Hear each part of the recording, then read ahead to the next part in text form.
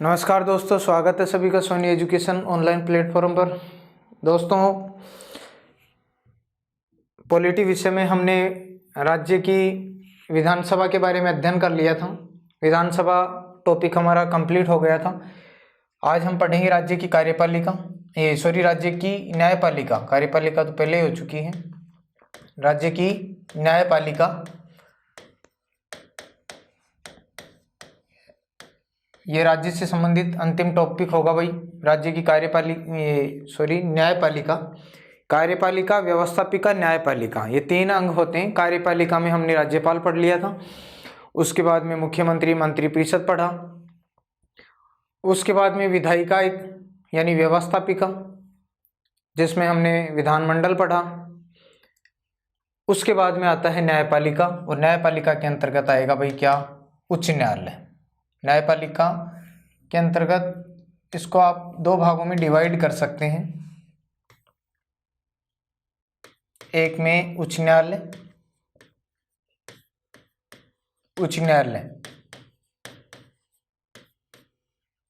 और एक में जिला एवं अधीनस्थ न्यायालय। तो न्यायपालिका जो राज्य की है उसका प्रावधान अनुच्छेद 214 से लेकर 231 तक किया गया है, जिसमें उच्च न्यायालय आते हैं अनुच्छेद 214 से लेकर 231 तक, 214 से 231 तक। और जिला और जो सत्र न्यायालय, सेशन न्यायालय हैं, अधीनस्थ न्यायालय हैं, इनका प्रावधान अनुच्छेद 232 से लेकर 237 तक है। अनुच्छेद 232 को 7वें संविधान संशोधन 1956 के द्वारा निश्चित कर दिया गया है। तो 233 से 37 तक आप ध्यान में रखें।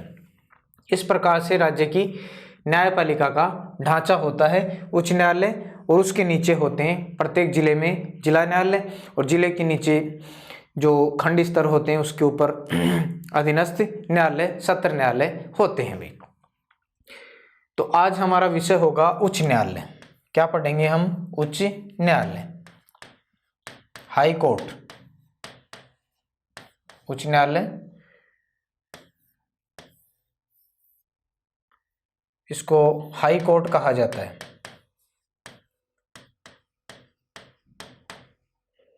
अनुच्छेद 214 से 231 तक उच्च न्यायालय, हाई कोर्ट के नाम से जाने जाते हैं भाई। उच्च न्यायालय के बारे में सबसे पहले आप इसकी पृष्ठभूमि देखें उच्च न्यायालय के बारे में, तो सबसे पहले जानकारी ये मिलती है कि सर्वप्रथम उच्च न्यायालयों का गठन, उच्च न्यायालयों का गठन, उच्च न्यायालयों का गठन। पृष्ठभूमि देखते हैं तो सबसे पहले हमें यही चीजें सामने आती हैं भाई कि सबसे पहले उच्च न्यायालयों का गठन हुआ भाई भारत में, जब भारत के वायसराय थे लॉर्ड कैनिंग। वायसराय कह दें या गवर्नर जनरल कह दें, कौन थे? Lord Canning. तो लॉर्ड कैनिंग के समय 1861 में इंडियन हाई कोर्ट एक्ट पारित किया गया था। इंडियन हाई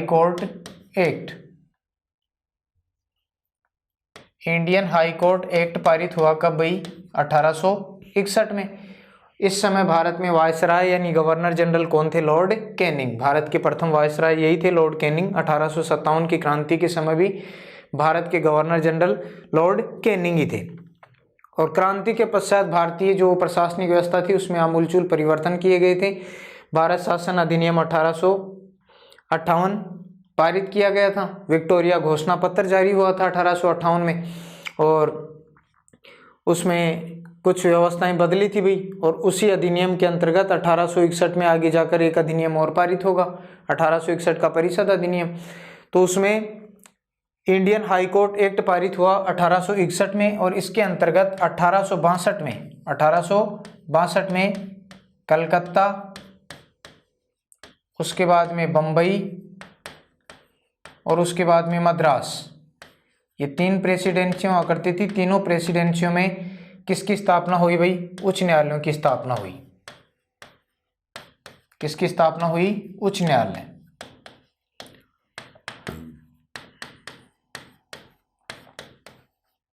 उच्च न्यायालय स्थापित किए गए।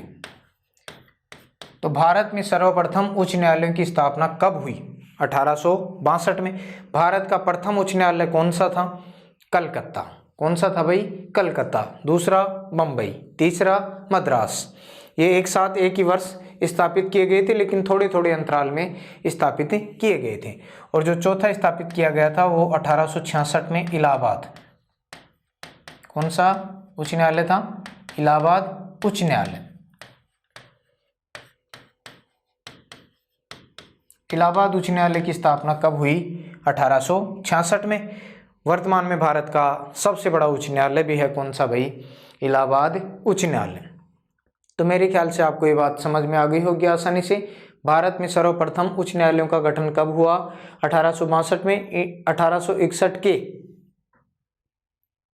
1861 के इंडियन हाई कोर्ट एक्ट के द्वारा 1862 में स्थापित हुए कलकत्ता, बम्बई और मद्रास में उच्च न्यायालय, और 1866 में इलाहाबाद उच्च न्यायालय की स्थापना हुई थी। और ये किसके काल में हुआ था? तो भारत के वायसराय थे। कौन भाई? वायसराय, गवर्नर जनरल, दोनों ही पोस्ट ध्यान रख लें भाई। पहले गवर्नर जनरल हुआ करता था, उसको वायसराय कहा गया। लॉर्ड कैनिंग को 1857 की क्रांति के बाद में वायसराय का पद बना था। अब देखिए आगे बात करें वर्तमान की। आज के समय क्या है? वर्तमान में भारत में 28 राज्यों प्लस 8 केंद्र शासित प्रदेशों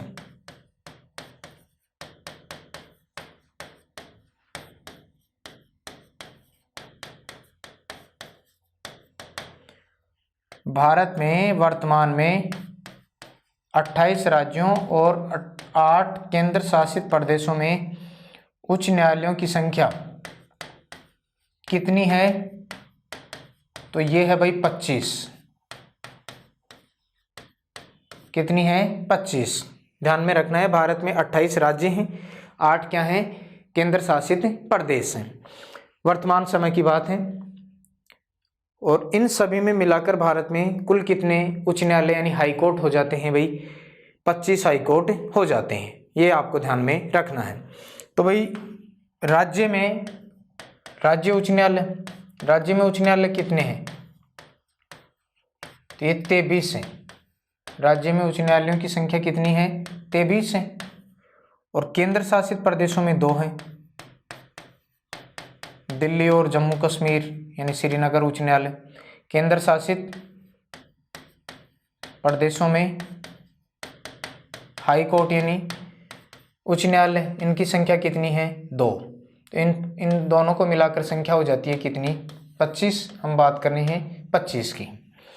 तो वर्तमान में भारत के राज्य क्षेत्र के भीतर, ऐसे प्रश्न भी आ जाए, भारत के राज्य क्षेत्र के भीतर वर्तमान में कुल उच्च न्यायालय कितने हैं? 25 हैं। भारत के राज्यों में कुल कितने उच्च न्यायालय हैं? 23 हैं। ठीक है। और राज्य और केंद्र शासित प्रदेशों में मिलाकर कितने हैं? 25 हैं। यह आपको ध्यान में रखना है भाई।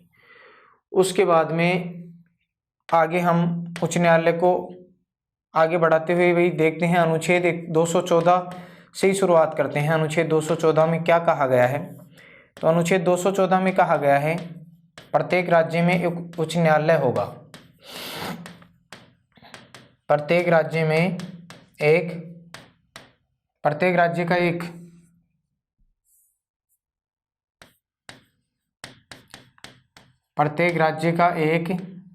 उच्च न्यायालय होगा।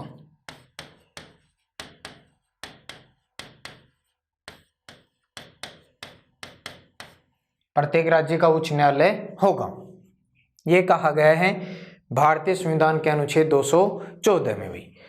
अब देखिए इसमें बदलाव भी किया गया है। प्रत्येक राज्य का एक उच्च न्यायालय होगा, इसमें परिवर्तन किया गया 7वां संविधान संशोधन क्यों किया गया, इसकी भी बातें बताई जाएंगी। 7वां संविधान संशोधन 1956, 7वां संविधान संशोधन 1956 के द्वारा ये निर्धारित किया गया है कि दो या दो से अधिक राज्यों का सम्मिलित या साझा उच्च न्यायालय हो सकता है।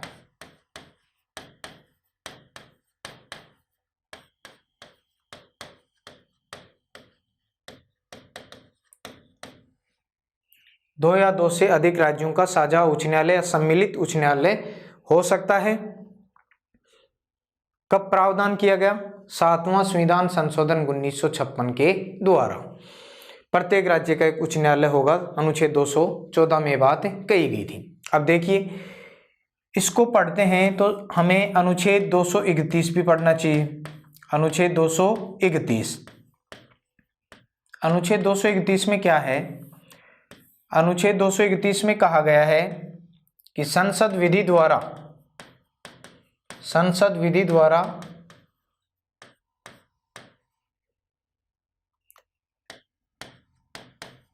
साधारण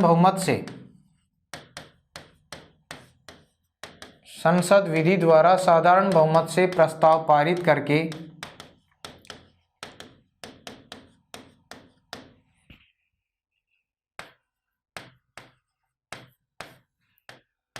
दो या दो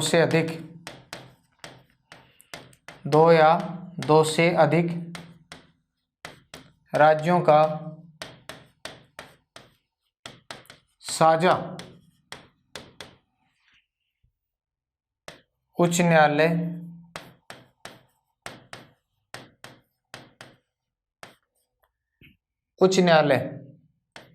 गठित कर सकती है। गठित की बजाय सर्जित शब्द लिखें। सर्जित या उत्सादित कर सकती है। उत्सादित कर सकने का मतलब समाप्त करना। तो ये बात शायद समझ में आ गई होगी। अनुच्छेद 231 में क्या कहा गया है? संसद विधि द्वारा साधारण बहुमत से प्रस्ताव पारित करके दो या दो से अधिक राज्यों का साझा उच्च न्यायालय सर्जित करना, यानी साझा उच्च न्यायालय बना सकती है। अगर बना हुआ है तो उसको उत्सादित कर सकती है, यानी समाप्त भी कर सकती है। दोनों ही बातें हो गई। जिस प्रकार हमने विधान परिषद पढ़ी थी अनुच्छेद 169 में कि किसी राज्य की विधानसभा के 2/3 बहुमत से अगर प्रस्ताव पारित कर दिया जाता है तो संसद द्वारा उस राज्य में विधान परिषद का गठन और उत्साधन किया जा सकता है। ठीक उसी प्रकार अनुच्छेद 231 में है कि संसद विधि द्वारा साधारण बहुमत से प्रस्ताव पारित करके दो या दो से अधिक राज्यों में उच्च न्यायालय का सर्जन कर सकती है, समाप्त कर सकती है। ये जो बात लिखी हुई है इसके अनुरूप ही फिर 7वां संविधान संशोधन 1956 किया गया। संविधान में बदलाव किया गया, अमेंडमेंट हुआ और इसमें जोड़ दिया गया कि दो या दो से अधिक राज्यों का एक साझा उच्च न्यायालय हो सकता है। अब आपको ये बात शायद समझ में आ गई होगी। ठीक है, विधि बनाने के बारे में बात है। अनुच्छेद 231 में विधि बनाई संसद ने, कौन सी? 7वां संविधान संशोधन 1956 के द्वारा। उसके बाद में अनुच्छेद 230 भी देख लें साथ में। अनुच्छेद 230 क्या कहता है? अनुच्छेद 230 में कहा गया है संसद विधि द्वारा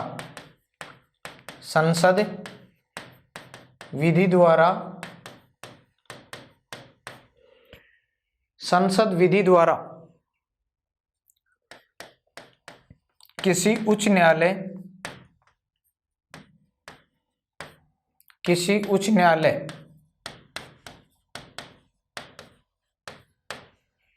न्यायालय की आधिकारिता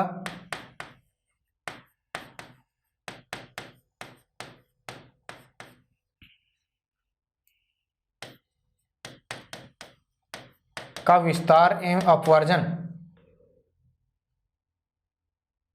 संसद विधि द्वारा किसी उच्च न्यायालय की आधिकारिता का विस्तार या अपवर्जन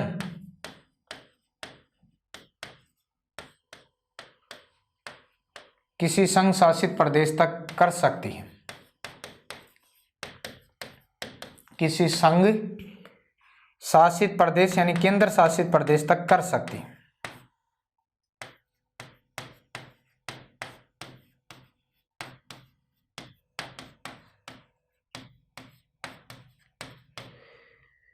तो दोनों बातें मेरे ख्याल से समझ गए होंगे। अनुच्छेद 214 में क्या लिखा हुआ है, प्रत्येक राज्य का उच्च न्यायालय होगा। 7वें संविधान संशोधन 1956 के द्वारा इसमें ये भी जोड़ा गया कि 2 या 2 से अधिक राज्यों का एक साझा उच्च न्यायालय हो सकता है। क्यों जोड़ा गया? इसके लिए अनुच्छेद 231 में बात कही गई है कि संसद विधि द्वारा साधारण बहुमत से प्रस्ताव पारित कर देगी तो 2 या 2 से अधिक राज्यों का एक साझा उच्च न्यायालय गठित हो सकता है और समाप्त भी किया जा सकता है। अगर पहले से है तो उसको समाप्त किया जा सकता है। और अनुच्छेद 230 में कहा गया है संसद विधि द्वारा किसी उच्च न्यायालय की अधिकारिता का विस्तार या अपवर्जन किसी केंद्र शासित प्रदेश तक कर सकती है। यानी अगर मान लीजिए किसी राज्य में उच्च न्यायालय है, उच्च न्यायालय की अधिकारिता का विस्तार किसी केंद्र शासित प्रदेश की अधिकारिता तक किया जा सकता है, ये कहना चाहता है भारतीय संविधान का अनुच्छेद 230। तो मेरे ख्याल से बातें आपको समझ में आ गई होंगी। उसके बाद में आगे देखते हैं भाई, भारत में सर्वाधिक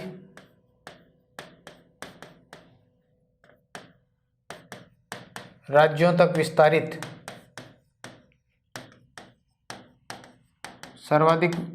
विस्तारित उच्च न्यायालय। भारत में सर्वाधिक राज्यों तक विस्तारित उच्च न्यायालय, या इस बात को आप इस प्रकार से भी कह सकते हैं, एक से अधिक राज्यों की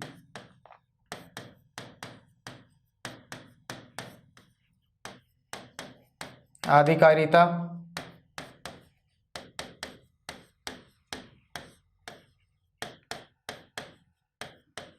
का निर्वहन करने वाले उच्च न्यायालय। तो ऐसे कौन कौन से हाई कोर्ट्स हैं, उच्च न्यायालय हैं जो एक से अधिक उच्च न्यायालय की अधिकारिता का निर्वहन करते हैं, या ऐसे कौन कौन से उच्च न्यायालय हैं जो एक राज्य से ज़्यादा राज्यों में विस्तारित हैं, फैले हुए हैं। दोनों एक ही बात है, दोनों को आप किसी भी रूप में पढ़ें समझें, या आपके ऊपर डिपेंड करता है। तो भारत में सबसे ज़्यादा राज्यों तक विस्तारित जो उच्च न्यायालय है, या एक से ज़्यादा राज्यों की अधिकारिता का निर्वहन करने वाला उच्च न्यायालय है, उसमें नंबर 1 पर आता है। पहला नंबर है गुवाहाटी उच्च न्यायालय। कौन सा है भाई? गुवाहाटी उच्च न्यायालय है। गुवाहाटी उच्च न्यायालय। और गुवाहाटी उच्च न्यायालय भारत में सबसे ज़्यादा राज्यों की अधिकारिता का प्रयोग करने वाला उच्च न्यायालय है। कितने राज्यों की? तो ये 4 राज्यों की अधिकारिता का प्रयोग करता है। 4 राज्यों में विस्तारित है, 4 राज्यों तक विस्तारित। तो कौन कौन से राज्य हैं भाई, या आप आसानी से बता सकते हैं। गुवाहाटी बोला गया है तो एक तो स्वयं हो जाएगा असम में ही पड़ता है गुवाहाटी। उसके बाद में पूर्वोत्तर के राज्य हैं, इसमें अरुणाचल प्रदेश, उसके अलावा नागालैंड, और एक और है भाई मिजोरम। तो 4 राज्यों तक विस्तारित है गुवाहाटी उच्च न्यायालय, यानी एक से अधिक राज्यों की अधिकारिता का प्रयोग करता है। कौन सा उच्च न्यायालय भाई? गुवाहाटी उच्च न्यायालय। आपके सामने है कौन कौन से राज्य हैं। असम है, अरुणाचल प्रदेश है, नागालैंड है, और इसके अलावा मिजोरम है। तो गुवाहाटी उच्च न्यायालय की 3 खंडपीठ भी हैं। 3 क्या हैं? खंडपीठ। तो मुख्य रूप से स्थित है गुवाहाटी में, गुवाहाटी असम में पड़ता है। और इसकी 3 खंडपीठ कहाँ कहाँ है भाई? तो 3 खंडपीठ, अरुणाचल की राजधानी ईटानगर, नागालैंड की राजधानी कोहिमा और मिजोरम की राजधानी आइजोल। इसमें इसकी क्या है भाई, खंडपीठ स्थित है। तो मेरे ख्याल से समझ गए होंगे, भारत में सबसे ज़्यादा राज्यों तक विस्तारित उच्च न्यायालय, सर्वाधिक राज्यों की आधिकारिकता का निर्वहन करने वाला, प्रयोग करने वाला जो उच्च न्यायालय है वो भी कौन सा है, गुवाहाटी उच्च न्यायालय है। ठीक है, 4 राज्यों तक विस्तारित है और इसकी मुख्य पीठ कहाँ पर है, गुवाहाटी में, असम में, और 3 इसकी अन्य खंडपीठ हैं जो ईटानगर, कोहिमा और आइजोल में विस्तारित हैं, यानी स्थित हैं। उसके बाद में दूसरा उच्च न्यायालय आता है कौन सा, तो दूसरा आता है बम्बई उच्च न्यायालय। कौन सा है, बम्बई उच्च न्यायालय, बम्बई हाई कोर्ट, बम्बई उच्च न्यायालय। तो बम्बई उच्च न्यायालय भाई ये कितने राज्यों तक, तो बम्बई 2 राज्यों प्लस 1 केंद्र शासित तक विस्तारित है।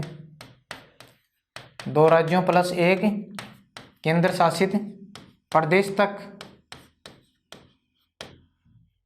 क्या है, विस्तारित है।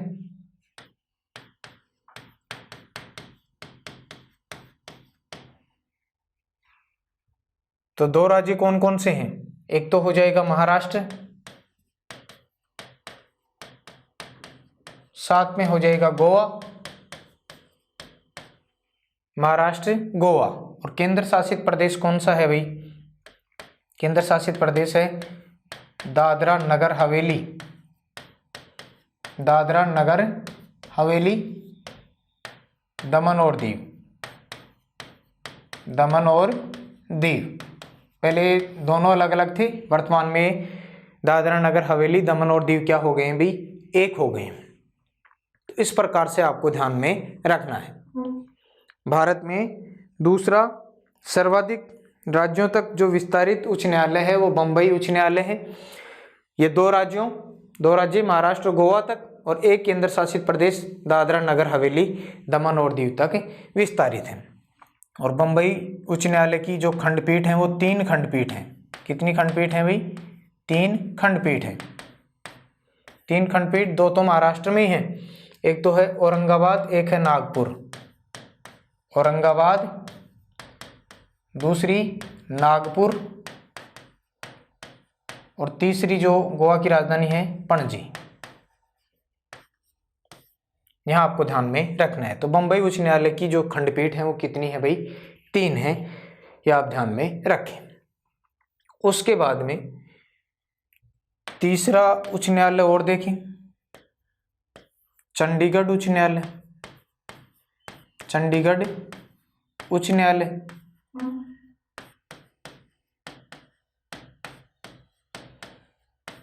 तो चंडीगढ़ उच्च न्यायालय, इसकी कोई खंडपीठ नहीं है, कोई खंडपीठ नहीं है।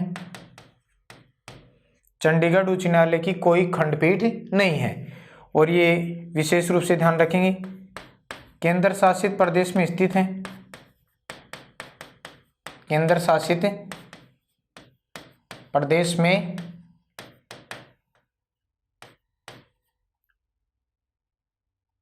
स्थापित, केंद्र शासित प्रदेश में स्थापित है ये। और इसके अलावा 2 राज्यों की आधिकारिकता,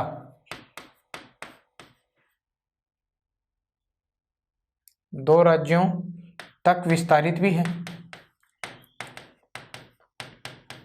2 राज्यों तक विस्तारित भी है। कौन सा उच्च न्यायालय, चंडीगढ़ उच्च न्यायालय। तो इसके अंतर्गत भाई एक तो चंडीगढ़ जो केंद्र शासित प्रदेश है वो खुद आ जाएगा, प्लस 2 राज्य, 1 केंद्र शासित, 1 केंद्र शासित प्रदेश प्लस 2 राज्य। तो 1 केंद्र शासित प्रदेश तो हो गया चंडीगढ़, प्लस 2 राज्य हो गए पंजाब और हरियाणा, पंजाब हरियाणा। तो ये बातें आपको मेरे ख्याल से समझ में आ गई होंगी भी। चंडीगढ़ उच्च न्यायालय एक केंद्र शासित प्रदेश और 2 राज्यों तक विस्तारित है। इसकी कोई खंडपीठ नहीं है, केंद्र शासित प्रदेश में स्थापित है, ध्यान रखेंगे, और 2 राज्यों तक क्या है, विस्तारित है। चंडीगढ़, अब आप समझ सकते हैं पंजाब हरियाणा की राजधानी क्या है भाई, चंडीगढ़। क्या है, चंडीगढ़। और चंडीगढ़ एक केंद्र शासित प्रदेश भी है। तो आसानी से बात ध्यान में रहने वाली आपके हैं, कोई दिक्कत नहीं है। उसके बाद में अनुच्छेद 230 के अंतर्गत भारत में कुछ उच्च न्यायालय ऐसे हैं, जैसे 3 उच्च न्यायालय, 3 उच्च न्यायालय भारत में 3 उच्च न्यायालय ऐसे हैं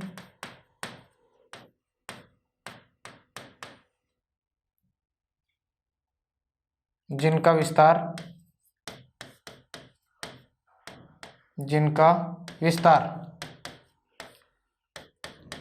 एक राज्य और एक केंद्र शासित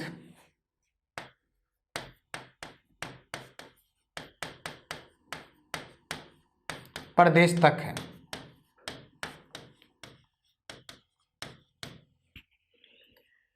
तो 3 उच्च न्यायालय भारत में ऐसे हैं जिनका विस्तार एक राज्य और एक केंद्र शासित प्रदेश तक है। तो हमने पढ़ाई था अनुच्छेद 230 भाई, ऊपर अनुच्छेद 230 की संसद विधि बनाकर किसी उच्च न्यायालय की अधिकारिता का विस्तार और अपवर्जन किसी केंद्र शासित प्रदेश तक कर सकती है। तो इस प्रकार से किया गया है। 3 उच्च न्यायालय ऐसे हैं। वो 3 उच्च न्यायालय कौन कौन से हैं? तो सबसे पहले आता है आपका चेन्नई उच्च न्यायालय, चेन्नई उच्च न्यायालय, चेन्नई उच्च न्यायालय। तो चेन्नई उच्च न्यायालय के अंतर्गत आपको एक तो मद्रास राज्य, यानी एक राज्य, वही बात है भाई, सीधा ही लिख देते हैं। एक तो आ जाएगा आपका कौन सा, तमिलनाडु, प्लस केंद्र शासित प्रदेश कौन सा है, तो पुडुचेरी। कौन सा है? पुडुचेरी।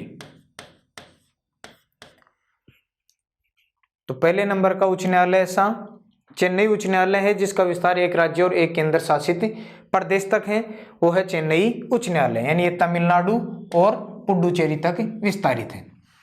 उसके बाद में दूसरा उच्च न्यायालय कौन सा है? तो दूसरा उच्च न्यायालय है केरल उच्च न्यायालय, केरल उच्च न्यायालय, एर्नाकुलम उच्च न्यायालय, यानी एर्नाकुलम में है भाई ये, तो केरल उच्च न्यायालय। तो ये केरल में, और केरल के पास में केंद्र शासित प्रदेश है लक्षद्वीप। कौन सा? लक्षद्वीप। वहां तक विस्तारित है, यानी इसकी अधिकारिता का प्रयोग भी केरल उच्च न्यायालय ही करता है।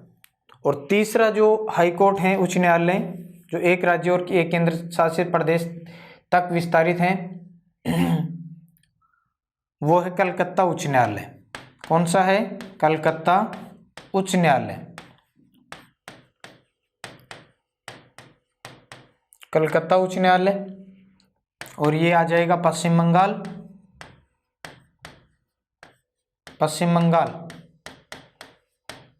और इसके साथ में आ जाएगा अंडमान निकोबार द्वीप समूह है, अंडमान निकोबार द्वीप समूह है।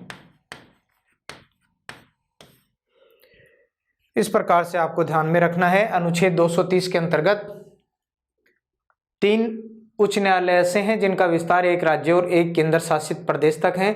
चेन्नई उच्च न्यायालय का तमिलनाडु और पुडुचेरी तक, केरल उच्च न्यायालय का केरल और लक्षद्वीप तक, कलकत्ता उच्च न्यायालय का पश्चिम बंगाल और अंडमान निकोबार द्वीप समूह तक।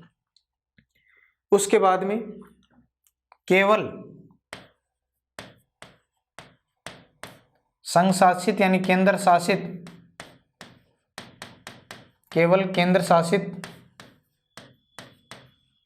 प्रदेशों में कार्यरत उच्च न्यायालय, कार्यरत उच्च न्यायालय। तो इनकी संख्या है भाई 2, इनकी संख्या कितनी है? 2 है। और ये 2 ऐसे उच्च न्यायालय कौन कौन से हैं जो केवल केंद्र शासित प्रदेशों तक ही काम करते हैं? तो एक है दिल्ली उच्च न्यायालय, दिल्ली उच्च न्यायालय, इसके बारे में अनुच्छेद 241 में भी बातें हैं भाई। और एक है भाई जम्मू कश्मीर उच्च न्यायालय, श्रीनगर उच्च न्यायालय, श्रीनगर उच्च न्यायालय। केवल केंद्र शासित प्रदेशों में कार्यरत जो उच्च न्यायालय हैं वो भारत में केवल 2 हैं। एक है दिल्ली उच्च न्यायालय, केवल दिल्ली की आधिकारिकता का ही प्रयोग करता है, केवल दिल्ली की आधिकारिकता।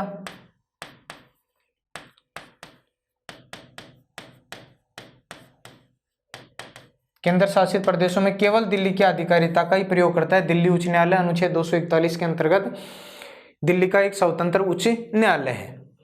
श्रीनगर उच्च न्यायालय ये 2 का निर्वहन करता है भाई, एक तो जम्मू कश्मीर और एक लद्दाख, जम्मू कश्मीर की आधिकारिकता का और साथ में लद्दाख की आधिकारिकता का क्या करता है? प्रयोग करता है श्रीनगर उच्च न्यायालय, जो जम्मू कश्मीर की राजधानी श्रीनगर में स्थित है।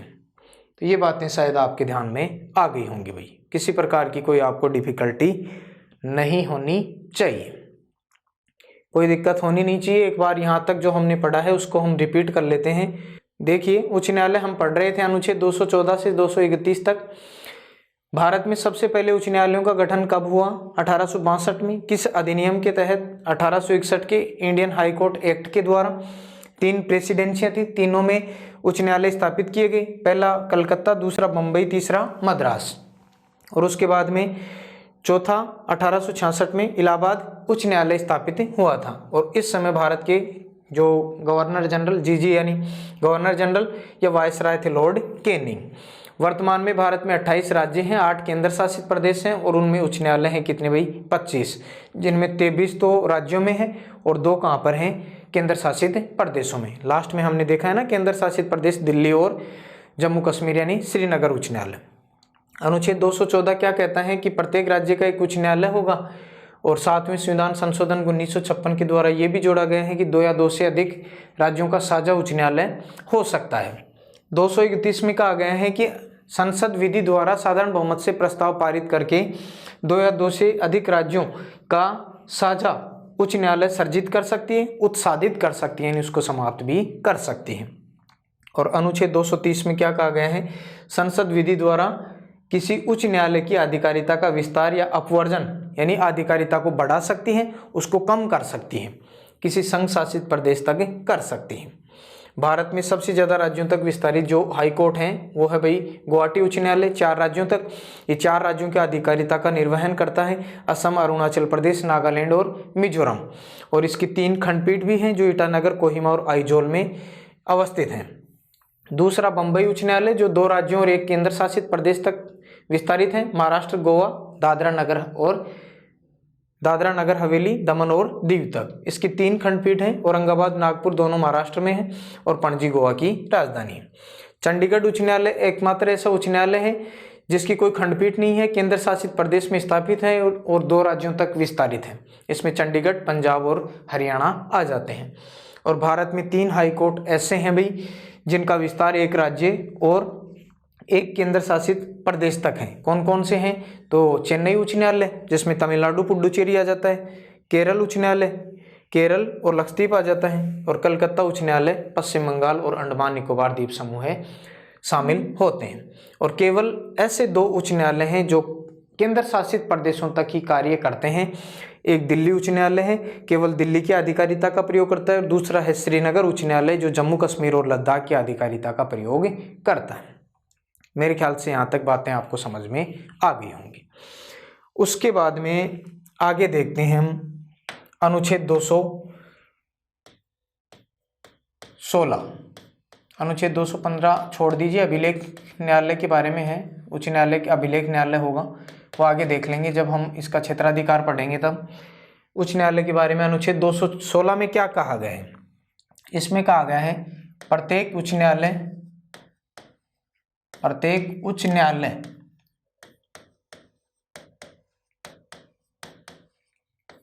मुख्य न्यायाधीश और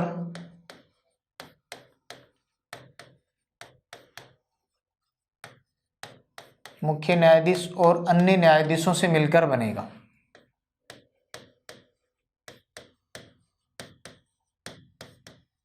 अन्य न्यायाधीशों से मिलकर बनेगा।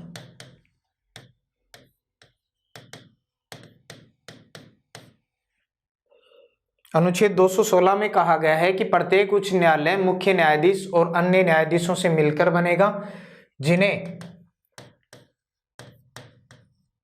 राष्ट्रपति समय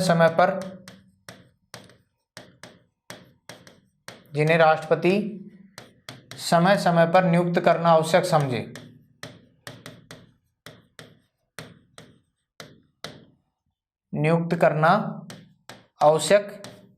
समझे।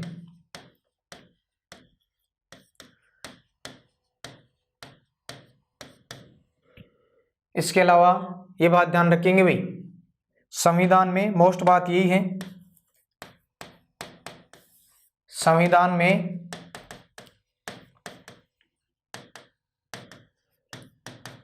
उच्च न्यायालय के न्यायाधीशों, संविधान में उच्च न्यायालय के न्यायाधीशों की संख्या का निश्चित प्रावधान नहीं है कि कितनी संख्या होगी उच्च न्यायालय में, निश्चित प्रावधान नहीं है। यह राष्ट्रपति के विवेक पर छोड़ दिया गया है, राष्ट्रपति के विवेक पर छोड़ दिया गया है।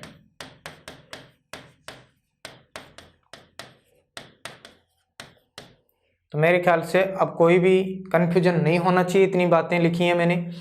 अनुच्छेद 216 में क्या कहा गया है कि प्रत्येक उच्च न्यायालय मुख्य न्यायाधीश और अन्य न्यायाधीशों से मिलकर बनेगा, जिन्हें राष्ट्रपति समय समय पर नियुक्त करना आवश्यक समझे। मोस्ट बात जो निकल कर सामने आती है वो ये है कि संविधान में उच्च न्यायालय के न्यायाधीशों की संख्या का कोई निश्चित प्रावधान नहीं है। उच्च न्यायालय में कितने न्यायाधीश होंगे इसका कोई निश्चित उल्लेख संविधान में नहीं है। ये किसके ऊपर निर्भर करता है भाई? संख्या निर्धारण का राष्ट्रपति, यानी राष्ट्रपति के विवेक पर ये बात छोड़ दी गई है। जो निर्धारित करे संख्या, उस हिसाब से उच्च न्यायालय में क्या होंगे? न्यायाधीश होंगे। और इसका उदाहरण आप देख सकते हैं आजकल वर्तमान में, जैसे भारत का सबसे बड़ा उच्च न्यायालय, उदाहरण के तौर पर मैं बताता हूं, भारत का सबसे बड़ा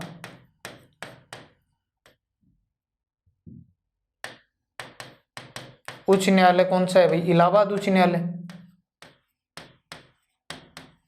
भारत का सबसे बड़ा उच्च न्यायालय इलाहाबाद हाई कोर्ट है भाई, इलाहाबाद उच्च न्यायालय।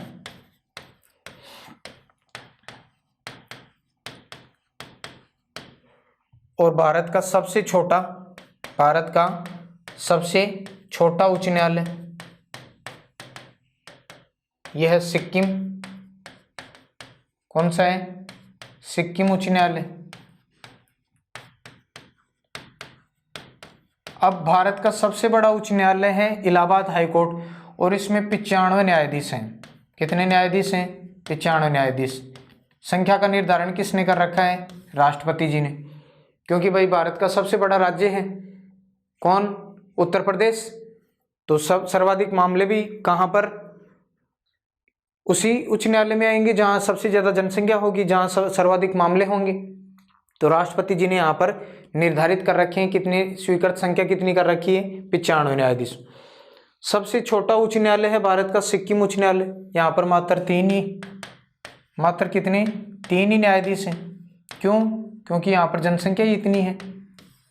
ठीक है, तो ये सारा का सारा काम राष्ट्रपति के द्वारा निर्धारित किया जाता है। उदाहरण के तौर पर राजस्थान उच्च न्यायालय, Rajasthan high court, Rajasthan high court में या राजस्थान उच्च न्यायालय में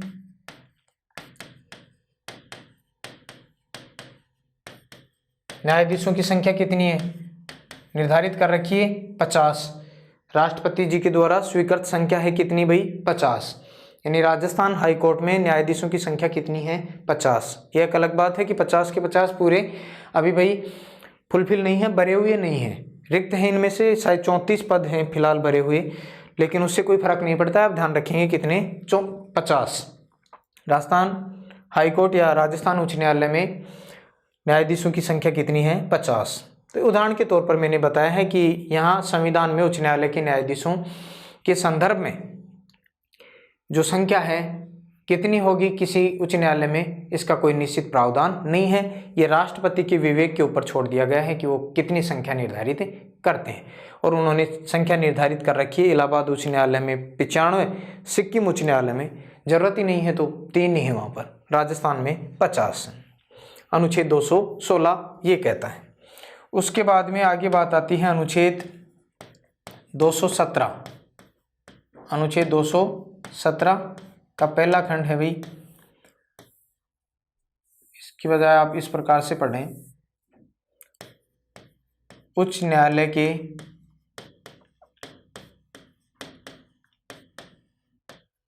न्यायाधीशों की नियुक्ति, उच्च न्यायालय के न्यायाधीशों की नियुक्ति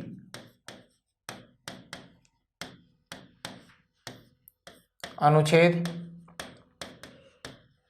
217 का पहला खंड है, उसमें इस बात की जानकारी प्राप्त होती है कि उच्च न्यायालय में न्यायाधीशों की नियुक्ति कौन करेगा भाई, नियुक्ति करेगा राष्ट्रपति। कौन करता है, राष्ट्रपति द्वारा। सीधी सी बात यह है कि नियुक्ति किसके द्वारा की जाती है, राष्ट्रपति के द्वारा की जाती है। अब किस प्रकार की जाती है, तो ये भी बातें बड़ी जरूरी है भाई। इसको समझने के लिए आपको एक फॉर्मेट बताता हूं मैं। राष्ट्रपति क्या करते हैं, नियुक्ति करते हैं, तो राष्ट्रपति जी भाई मुख्य न्यायाधीश की भी नियुक्ति करेंगे। एससी के मुख्य न्यायाधीश की नियुक्ति, मुख्य न्यायाधीश की नियुक्ति आसानी से समझ में आएगा इस प्रकार से। उच्च न्यायालय के न्यायाधीश की, मुख्य न्यायाधीश की नियुक्ति, और यहाँ पर उच्च न्यायालय के, हाई कोर्ट के अन्य न्यायाधीशों, अन्य न्यायाधीशों की नियुक्ति, सारा काम राष्ट्रपति करेगा, चाहे वो मुख्य न्यायाधीश हो चाहे वो अन्य न्यायाधीश हो। लेकिन यहाँ पर थोड़ी कोलेजियम की व्यवस्था अलग है भाई, परामर्श की बातें हैं उसमें थोड़ा सा फर्क है, ठीक है।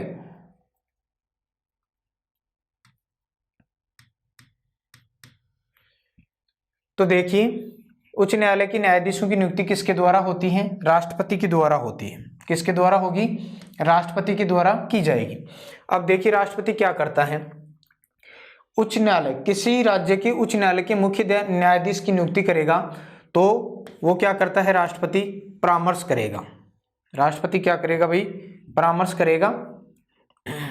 राष्ट्रपति परामर्श करेगा।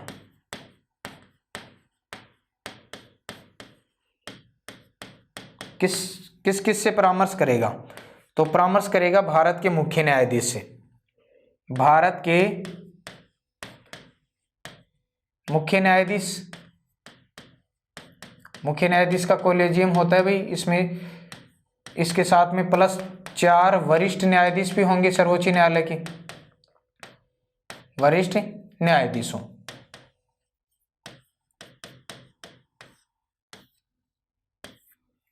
राष्ट्रपति किससे परामर्श करेगा, भारत के मुख्य न्यायाधीश और 4 वरिष्ठ न्यायाधीशों के मंडल से, ठीक है, कोलेजियम जिसको कहा जाता है। ये शायद समझ में आ गई होगी बात, जब सर्वोच्च न्यायालय पढ़ा था तब भी ये बात आई थी, यहाँ पर भी ये बात आती है। भारत के मुख्य न्यायाधीश CJI chief justice of India और 4 वरिष्ठ न्यायाधीशों के मंडल से परामर्श करेगा। उसके बाद में राष्ट्रपति और किससे परामर्श करेगा? संबंधित राज्य के राज्यपाल से। संबंधित राज्य के राज्यपाल से। राज्यपाल अपनी सलाह देगा और उसके पश्चात राज्यपाल की सलाह के बाद में नियुक्ति कौन करेगा? राष्ट्रपति। नियुक्ति कौन करेगा भाई? राष्ट्रपति करेगा। तो यहां तक ये बात शायद समझ गए होंगे आप। किसी राज्य के उच्च न्यायालय के मुख्य न्यायाधीश की नियुक्ति राष्ट्रपति करता है। इसके लिए वह निम्न से परामर्श करेगा: भारत के मुख्य न्यायाधीश प्लस 4 वरिष्ठ न्यायाधीशों के मंडल से और संबंधित राज्य के राज्यपाल से। संबंधित राज्य के राज्यपाल से परामर्श के पश्चात नियुक्ति होगी किस मुख्य न्यायाधीश की? किसके द्वारा? राष्ट्रपति के द्वारा। यहाँ भी अगर उच्च न्यायालय के अन्य न्यायाधीशों की नियुक्ति करनी है तो राष्ट्रपति यहाँ पर परामर्श करेगा भाई। राष्ट्रपति परामर्श करेगा। यहां भी सलाह करेगा। किससे करेगा? तो यहां भी ध्यान रखने की बात है, भारत के CJI से। भारत के CJI chief justice of India यानी भारत के मुख्य न्यायाधीश प्लस 4 अन्य न्यायाधीश, 4 वरिष्ठ लिखें आप, 4 वरिष्ठ न्यायाधीश ये तो शामिल होंगे। 4 वरिष्ठ न्यायाधीशों से एक मंडल तो ये हो गया। राष्ट्रपति परामर्श करेगा भारत के मुख्य न्यायाधीश प्लस 4 वरिष्ठ न्यायाधीशों के मंडल से। इसके अलावा और क्या होगा भाई? संबंधित राज्य के उच्च न्यायालय के मुख्य न्यायाधीश से। संबंधित राज्य के मुख्य न्यायाधीश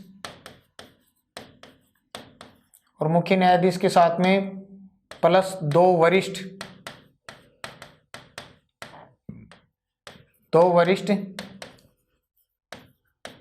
न्यायाधीशों के मंडल से। 2 वरिष्ठ न्यायाधीशों के मंडल से। भारत के मुख्य न्यायाधीश वाला तो यहां पर याद रह जाएगा भाई। इसमें और क्या जुड़ जाएगा? वो उस राज्य के मुख्य न्यायाधीश जुड़ जाएंगे और 2 वरिष्ठ न्यायाधीश हो जाएंगे। ठीक है, ये अपना जो प्रस्ताव है वो किसको भेजेंगे? राज्यपाल को। ठीक है, किसको भेजेंगे? राज्यपाल को अपना प्रस्ताव भेजेंगे। संबंधित राज्य के उच्च न्यायालय के मुख्य न्यायाधीश और 2 वरिष्ठ न्यायाधीशों का मंडल। इससे राष्ट्रपति डायरेक्ट क्या करता है? परामर्श करता है और इनसे फिर क्या करेगा? परामर्श करेगा। तो ये अपना जो निर्धारण है वो किसको सौंपेंगे? राज्यपाल को। और राज्यपाल फिर किससे करेगा? सलाह है। राज्यपाल से सलाह करेगा कौन? राष्ट्रपति। कौन करेगा? राष्ट्रपति। और राज्यपाल फिर अपना प्रतिवेदन देगा भारत के विधि मंत्रालय को। भारत के विधि मंत्रालय के पास में। ये तो अमूमन जाता ही है भाई, विधि मंत्रालय के पास में जाएगा और विधि मंत्रालय से फिर भारत के जो चीफ जस्टिस ऑफ इंडिया है और 4 वरिष्ठ न्यायाधीशों का जो कॉलेजियम है वो क्या करेगा भाई? सिफारिश करेगा राष्ट्रपति से।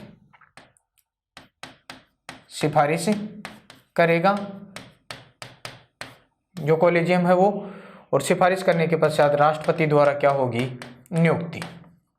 थोड़ी लंबी है, कोई डिफिकल्ट नहीं है, एक बार समझेंगे तो आसानी से याद हो जाएगी। ठीक है, एक बार मैं पुनः बता देता हूं। अनुच्छेद 217 के प्रथम खंड में उच्च न्यायालय के न्यायाधीशों की नियुक्ति के बारे में प्रावधान किया गया है। नियुक्ति राष्ट्रपति करता है। अगर किसी राज्य के उच्च न्यायालय के मुख्य न्यायाधीश की नियुक्ति करनी हो तो राष्ट्रपति भारत के मुख्य न्यायाधीश और 4 वरिष्ठ न्यायाधीशों के मंडल से सलाह करेगा।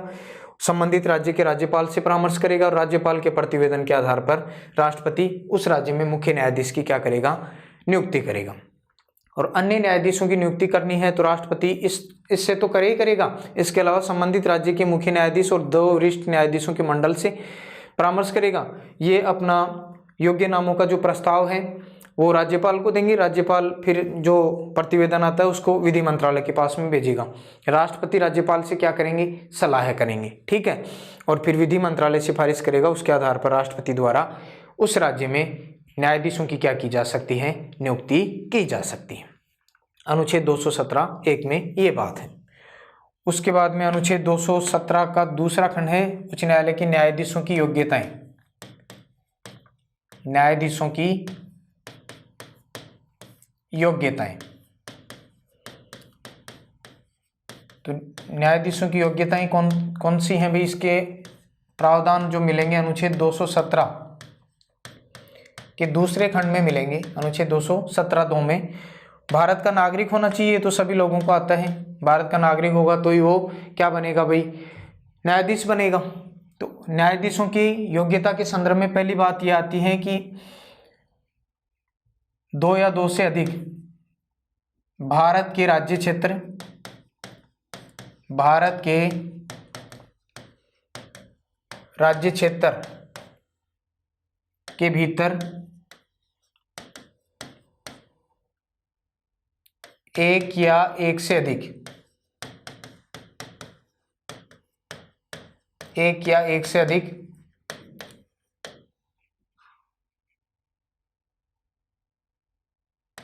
न्यायालयों में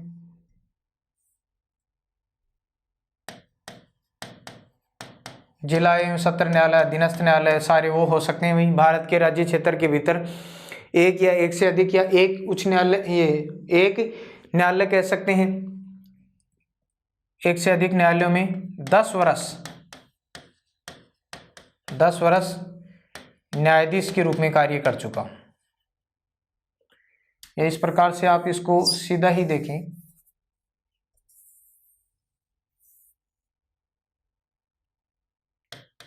दस वर्ष तक न्यायाधीश के रूप में कार्य कर चुका हूं, न्यायिक पद पर कार्य कर चुका हूं।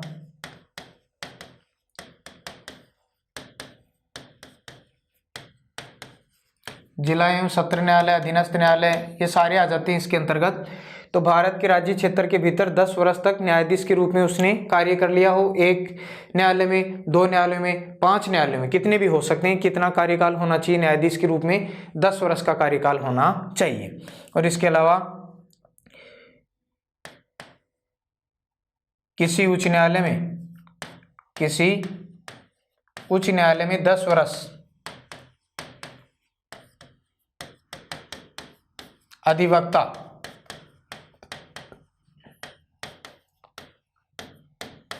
के रूप में कार्य कर चुका हूं, तो 2 ही हैं भाई। यहां पर वो नहीं है राष्ट्रपति की नजर में विधि में पारंगत विधिवेता। न्यायाधीशों के लिए योग्यताएं हैं अनुच्छेद 217 के दूसरे खंड में भारत के राज्य क्षेत्र के भीतर 10 वर्ष तक वो न्यायाधीश के रूप में कार्य कर चुका हूं।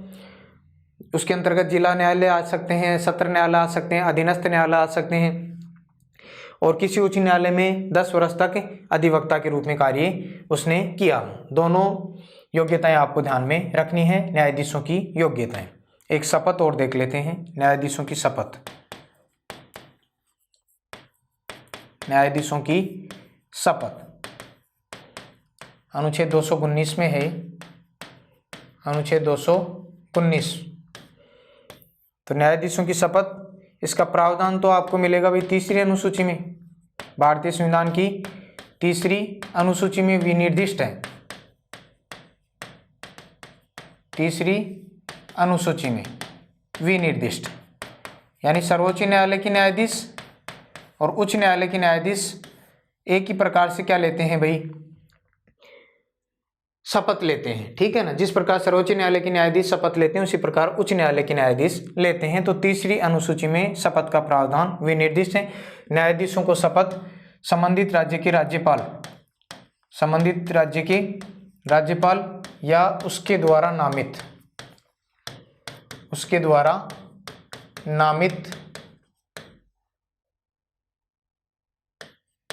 व्यक्ति द्वारा, मुख्य रूप से आप ध्यान रखें राज्यपाल, यानी किसी राज्य के उच्च न्यायालय के जो न्यायाधीश होते हैं उनको शपथ कौन दिलाता है भाई? राज्यपाल। राज्यपाल कह सकता है किसी दूसरे व्यक्ति को शपथ दिलाने के लिए। और अमूमन भाई इस प्रकार से आजकल राज्यपाल के पास में कार्यभार कई बार ज़्यादा होने के कारण वो अपना कोई व्यक्ति अपॉइंट कर देता है। जैसे मुख्य न्यायाधीश है, मुख्य न्यायाधीश, तो मुख्य न्यायाधीश इसको तो शपथ दिलाएगा राज्यपाल, मुख्य न्यायाधीश को शपथ कौन दिलाएगा? राज्यपाल दिलाएगा। परंपरा सी है, बाकी आप संवैधानिक तरीके से देखेंगे तो राज्यपाल ही आएगा भाई, ठीक है। बाकी अमूमन मुख्य न्यायाधीश को शपथ राज्यपाल दिलाते हैं और अन्य न्यायाधीश होते हैं उनको शपथ फिर कौन दिलाता है? मुख्य न्यायाधीश ही दिलाता है, ठीक है। व्यवहारिक रूप की बातें हैं, संवैधानिक रूप ज़्यादा चलता है भाई, तो संवैधानिक आप पढ़ें। बाकी वास्तविक रूपों में इस प्रकार से भी शपथ दिलाई जाती है। शपथ का प्रावधान तीसरी अनुसूची में है। राज्यपाल या उसके द्वारा नामित व्यक्ति के समक्ष शपथ लेते हैं। मुख्य न्यायाधीश को शपथ अमूमन राज्यपाल ही दिलाता है और व्यवहारिक रूप में अन्य न्यायाधीशों को शपथ मुख्य न्यायाधीश भी दिलाते हैं। शपथ किस बात की भाई? भारत के संविधान के प्रति सच्ची श्रद्धा, भारत के संविधान के प्रति सच्ची श्रद्धा और निष्ठा की शपथ लेते हैं। उसके अलावा भारत की प्रभुता, भारत की प्रभुता एवं अखंडता, भारत की प्रभुता एवं अखंडता को अक्षुण्ण रखने की शपथ लेते हैं। और इसके अलावा तीसरी बात ये भी ध्यान रख लें, संविधान विधि, ये कर्तव्यों का श्रद्धापूर्वक, ये तो कोई विशेष बात नहीं है, दोनों ये जरूर ध्यान रखें भाई, ठीक है ना। भारत की प्रभुता और अखंडता को अक्षुण्ण रखने की ये 16वां संविधान संशोधन 1963 के द्वारा तीसरी अनुसूची में प्रावधान किया गया था। राष्ट्रीय एकता परिषद के सुझावों के आधार पर ये लाइन जोड़ी गई थी। तीसरी अनुसूची में जिन जिन पदाधिकारियों की शपथ के बारे में प्रावधान है उनके लिए बात लागू हो जाती है। भारत की प्रभुता एवं अखंडता को अक्षुण्ण रखूंगा। तो मेरे ख्याल से आपको ये बातें आसानी से ध्यान में आ गई होंगी। न्यायाधीशों को शपथ अनुच्छेद 219 के अंतर्गत। आगे हम वेतन, कार्यकाल और अन्य जो बातें हैं उसको हम अगली क्लास में देखने का प्रयत्न करेंगे। धन्यवाद।